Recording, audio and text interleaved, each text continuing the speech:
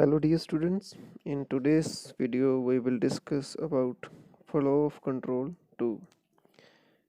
तो flow of control 2 जो है हमारा जावा का एक कॉन्सेप्ट है, एक पूरा चैप्टर है हमारा। और इस चैप्टर में हम एक ऐसे कंट्रोल स्ट्रक्चर्स के बारे में बात करने जा रहे हैं जिसकी हेल्प के साथ आप अपने स्टेटमेंट्स को रिपीट कर सकते हैं। मान लो आपके पास कुछ ऐसी टास्क है या कुछ ऐसी स्टेटमेंट्स हैं जिनको आप प्रोग्राम में रिपीट करना चाहते हो, तो उसको हम बोलते हैं repetition. Repetition means to repeat something again and again for a certain number of times. तो मान लो मैं आपको कोई टास्क देता हूँ और बोलता हूँ कि उस टास्क को आपने 3 बार परफॉर्म करना है, तो आप क्या करोगे कि अपने माइंड में एक कंट्रोल वेरिएबल बिठा लोगे जो काउंट करेगा कि आप उस टास्क को कितनी बार कर चुके हो। तो जब फर्स्ट टाइम आप किसी टास्क को करोगे तो उसको हम कंट्रोल वेरिएबल में एज ए 1 काउंट कर लेंगे कि हमने उस टास्क को एक बार परफॉर्म कर लिया है। और जब आप उस टास्क को एक बार परफॉर्म कर लोगे उसको हम एक इटरेशन बोलते हैं कि आपने एक इटरेशन कंप्लीट कर लिया है।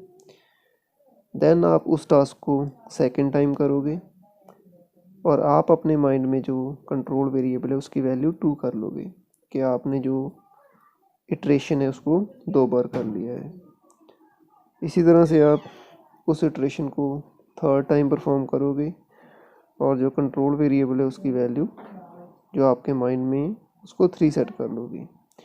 तो उससे आपको पता चल जाएगा कि आपने उस टास्क को 3 बार परफॉर्म कर लिया है। तो इसी तरह से जो जावा है उसमें भी हम जो कुछ ऐसे कंट्रोल स्ट्रक्चर्स यूज़ करते हैं जिनकी हेल्प के साथ जो आप स्टेटमेंट्स हैं प्रोग्राम के अंदर, चाहे एक स्टेटमेंट है चाहे कोई ब्लॉक है, उसको आप रिपीट कर सकते हो।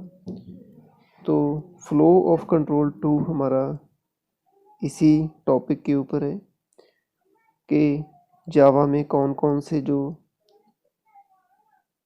स्टेटमेंट्स हैं जो रेपिटेशन के लिए यूज़ होते हैं, मीन्स के रिपीट करने के लिए यूज़ होते हैं। फ्लो ऑफ कंट्रोल 1 में हमने जो फर्स्ट टाइप के कंट्रोल स्ट्रक्चर्स थे वो किए थे, जिसमें हमने सिलेक्शन कंट्रोल स्टेटमेंट्स किए हैं। तो उसमें हमने इफ एल्स वगैरह, स्विच स्टेटमेंट, कंडीशनल ऑपरेटर और ये सभी कंट्रोल स्ट्रक्चर्स किए थे। अभी ये जो चैप्टर है फ्लो ऑफ कंट्रोल 2, इसमें हम जो सेकंड टाइप के कंट्रोल स्ट्रक्चर हैं जिसमें हम लूपिंग बोलते हैं इसको। लूप का मतलब होता है रिपीट करना, रेपिटेशन। तो आप इसको लूपिंग कंट्रोल स्ट्रक्चर्स भी बोल सकते हो या आप इसको इटरेशनल कंट्रोल स्ट्रक्चर भी बोल सकते हो। तो वो हम इस चैप्टर में डिस्कस करेंगे। नेक्स्ट हमारे पास आ जाते हैं जो टाइप्स हैं अलग अलग इटरेशंस या लूप्स के, वो कौन कौन सी हैं। तो जावा में हमारे पास 3 तरह के जो लूपिंग कंट्रोल स्ट्रक्चर्स आते हैं। इसमें सबसे पहले फॉर लूप है, ठीक है। सेकंड हमारे पास वाइल लूप है और थर्ड हमारे पास है डू वाइल लूप। तो ये 3 तरह के कंट्रोल स्टेटमेंट्स ही हैं और ये तीनों ही किसी भी स्टेटमेंट या किसी भी ब्लॉक को बार बार रिपीट करने के लिए यूज़ करती हैं। तो चलिए इनके बारे में देखते हैं 1 बाय 1 कि ये किस तरह से यूज़ होती हैं और किस तरह से इनकी वर्किंग होती है। ये जो तीनों लूप्स हैं ये एक कंडीशन के ऊपर बेस्ड होते हैं, मीन्स कि जब तक वो कंडीशन ट्रू है ये लूप बार बार चलते रहेंगे और इनके अंदर जो स्टेटमेंट्स होंगे उनको रिपीट करते रहेंगे। और जैसे ही वो कंडीशन फॉल्स हो जाएगी तो बूलियन कंडीशन है, जैसे वो फॉल्स होगी तब ये जो लूप्स हैं ऑटोमेटिकली टर्न ऑफ हो जाएंगे और वहाँ पे ये आपका जो प्रोग्राम है उसके नेक्स्ट स्टेटमेंट पे चले जाएंगे।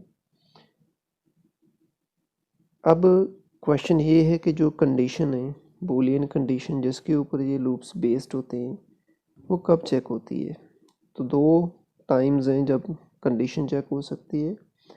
फर्स्ट टाइम है कि जब ये लूप स्टार्ट होते हैं तो बिगिनिंग में कंडीशन चेक हो सकती है, और सेकंड है कि जब ये लूप एक बार चलते हैं, एक इटरेशन कंप्लीट हो जाती है, तो उसके बाद जो कंडीशन है वो चेक हो सकती है। सो अगर कंडीशन बिगिनिंग में चेक हो रही है, ठीक है, जिन लूप्स में कंडीशन जो है वो बिगिनिंग में चेक हो रही है उनको हम एंट्री कंट्रोल्ड लूप बोलते हैं। और अगर किसी लूप में जो कंडीशन है वो एक इटरेशन कंप्लीट होने के बाद चेक होती है हर बार, तो उसको हम एग्जिट कंट्रोल्ड लूप बोलते हैं। तो यहाँ पे हमारे पास जो फर्स्ट टू हैं, for loop and while loop, वो दोनों ही एंट्री कंट्रोल्ड लूप हैं। मीन्स कि इनमें कंडीशन पहले चेक होती है और बाद में लूप अपना वर्क स्टार्ट करेगी। बट जो लास्ट वाली है डू वाइल, उसको हम एग्जिट कंट्रोल लूप बोलते हैं, क्योंकि डू वाइल में जो कंडीशन है वो बाद में चेक होती है, पहले लूप एक बार चल जाती है। तो चलिए सबसे पहले जो है फर्स्ट फॉर लूप के बारे में बात करते हैं। तो फॉर लूप हम यूज़ करते हैं किसी भी स्टेटमेंट्स को रिपीट करने के लिए for a fixed number of times depending on a condition.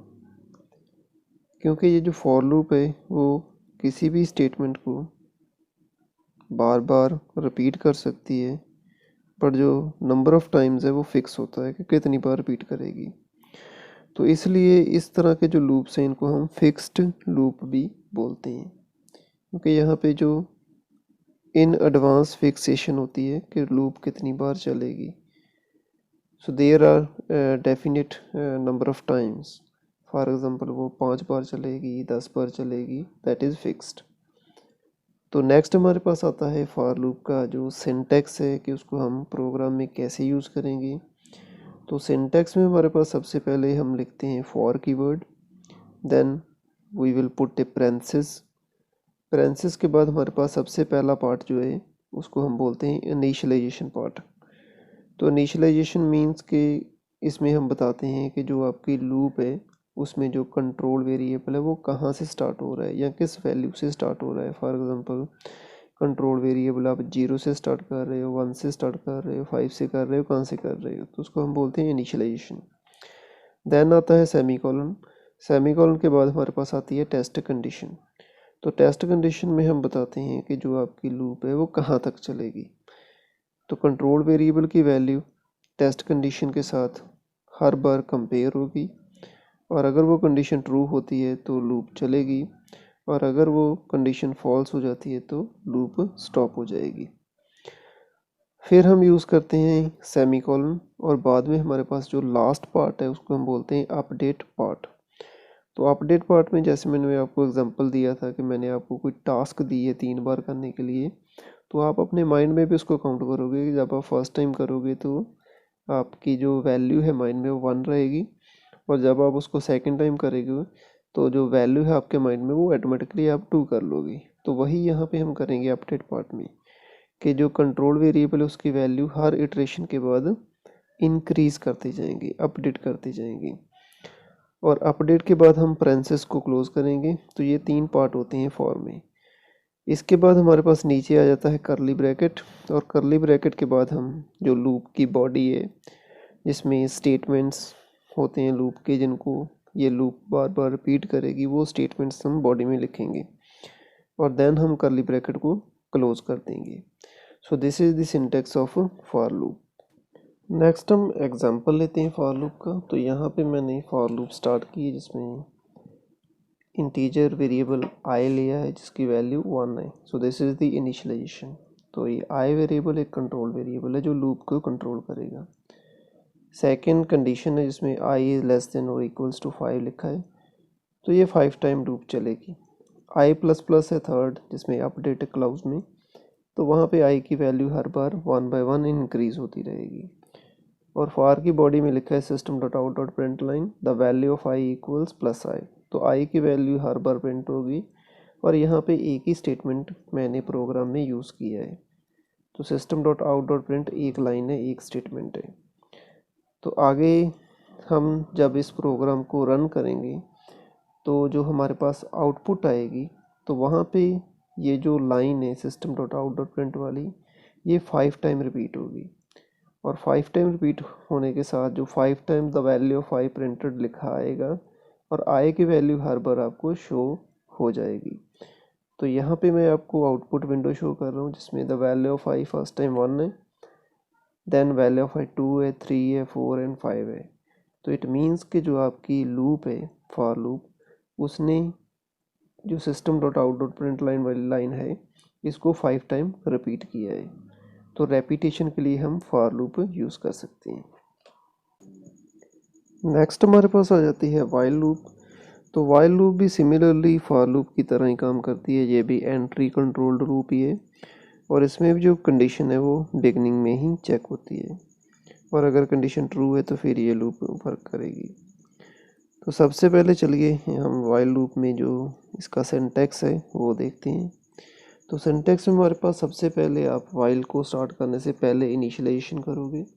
तो जो भी आपका कंट्रोल वेरिएबल है उसको आप पहले इनिशियलाइज करोगे फर्स्ट स्टेटमेंट में। देन आप वाइल कीवर्ड के साथ फाइल को स्टार्ट करोगे और साथ ही पेरेंथेसिस के अंदर आप कंडीशन स्पेसिफाई करोगे कि वाइल लूप कब तक चलेगी। बॉडी के अंदर हमारे पास जो स्टेटमेंट्स हैं लूप के वो आ जाएंगे और सभी स्टेटमेंट लिखने के बाद लास्ट पे हम जो अपडेट स्टेटमेंट है जिसमें हम कंट्रोल वेरिएबल की वैल्यू को इंक्रीज़ या डिक्रीज़ करते हैं वो आएगा। और उसके बाद जो वाइल लूप का जो करली ब्रैकेट है या जो बॉडी है वो क्लोज हो जाएगी। तो ये इसका सिंटैक्स है। आगे हम इसकी एग्जांपल देखते हैं वाइल लूप की। तो एग्जांपल सेम ही है। हमने यहाँ पे भी आई की वैल्यू को 5 टाइम प्रिंट किया है but using the while loop. तो यहाँ पे सबसे पहले मैंने इंटीजर वेरिएबल आई लिया है जिसकी वैल्यू 1 है। तो this is the initialization. Then while में लिखा है आई लेस देन इक्वल्स 5 कि जब तक आई की वैल्यू लेस है या इक्वल टू नहीं हो जाते 5 के तब तक ये लूप चलेगी। और बॉडी में लिखा है system dot out dot print the value of I equals plus I. तो यहाँ पे आई की वैल्यू जो है वो प्रिंट होगी। और देन हमारे पास अपडेट स्टेटमेंट है जिसमें आई प्लस प्लस लिखा है, मीन्स कि आई की वैल्यू हर बार इंक्रीज होगी 1 बाई 1। तो यहाँ पे हमारे पास आउटपुट है वाइल लूप वाले प्रोग्राम की और आउटपुट में सेम आउटपुट ही आपको मिलेगी जहाँ पे 1 से लेके 5 तक जो है आउटपुट विंडो में वैल्यूज़ रिपीट होके आपको दिखेंगी। सो this is the while loop.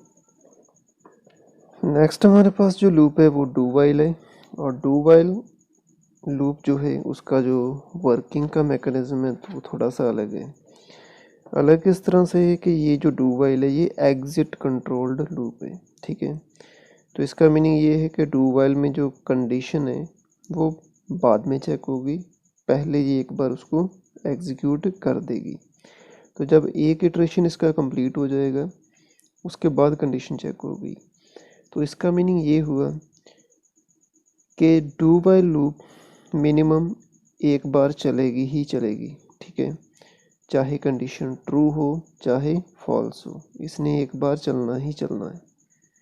But जो फर्स्ट वाले 2 लूप्स हमने किए फॉर लूप और वाइल लूप वो एंट्री कंट्रोल्ड थे, वो बिगनिंग में ही कंडीशन को चेक करते हैं। तो इसलिए मान लो अगर कंडीशन पहले से ही फॉल्स है तो फिर वो मिनिमम नहीं चलेंगे। तो उनका जो मिनिमम नंबर ऑफ टाइम्स है उनका रन होने का एग्जीक्यूट होने का वो 0 है। बट जो डू वाइल है इसका जो मिनिमम नंबर ऑफ टाइम्स है एग्जीक्यूशन का वो 1 है क्योंकि इसमें कंडीशन बाद में चेक होती है। तो यही डिफरेंस है इन दोनों टाइप्स के लूप्स में। तो डू वाइल का सबसे पहले हम सिंटैक्स देखते हैं और सिंटैक्स में आपने डू वाइल में भी पहले की तरह ही सबसे पहले आप इनिशियलाइजेशन करोगे। तो सबसे पहले इनिशियलाइजेशन स्टेटमेंट आएगा, उसके बाद आप डू कीवर्ड लिखोगे। डू कीवर्ड के बाद आप करली ब्रैकेट्स के अंदर जो स्टेटमेंट्स हैं और जो अपडेट स्टेटमेंट है वो दोनों लिखोगे और फिर करली ब्रैकेट्स को क्लोज करने के बाद आप लिखोगे वाइल और वाइल कीवर्ड के बाद आप पेरेंथेसिस में लिखोगे कंडीशन और कंडीशन लगाने के बाद आप लास्ट पे लगाओगे सेमीकोलन। तो यहाँ पे आप देख रहे हो कि जो कंडीशन है वो लूप के बाद चेक हो रही है। So this is the do while. अब इसका हम एक एग्जांपल भी देखते हैं। तो एग्जांपल में मैंने सेम यहाँ पे इंटीजर आई वेरिएबल सबसे पहले डिक्लेयर किया है, फिर मैंने डू कीवर्ड यूज़ किया है, और फिर मैंने the value of I print किया है, और फिर मैंने आई प्लस प्लस मीन्स की इंक्रीमेंट किया है, और देन मैंने जो वाइल कीवर्ड लिखा है और कंडीशन लगाई है आई लेस और इक्वल्स 5। तो जब तक आई की वैल्यू 5 से कम है या 5 नहीं हो जाती तो तब तक ये लूप चलेगी, और देन सेमीकोलन इज देयर।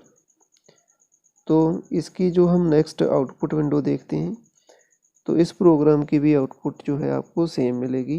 तो यहाँ पे भी जो आई की वैल्यू 1 से लेके 5 तक प्रिंट हुई आपको मिल जाएगी। तो ये 3 तरह के कंट्रोल स्ट्रक्चर्स हमने इस चैप्टर में पढ़े हैं, for loop, while and do while. और इन तीनों की हेल्प के साथ आप किसी भी स्टेटमेंट को या किसी भी ब्लॉक को रिपीट कर सकते हो बार बार, जब तक कोई बूलियन कंडीशन ट्रू है। So that's all in this video. Thanks for watching this video, and don't forget to subscribe my channel, and don't forget to press the notification icon so that you get notified whenever I post a video. So see you in another video soon. Thanks again.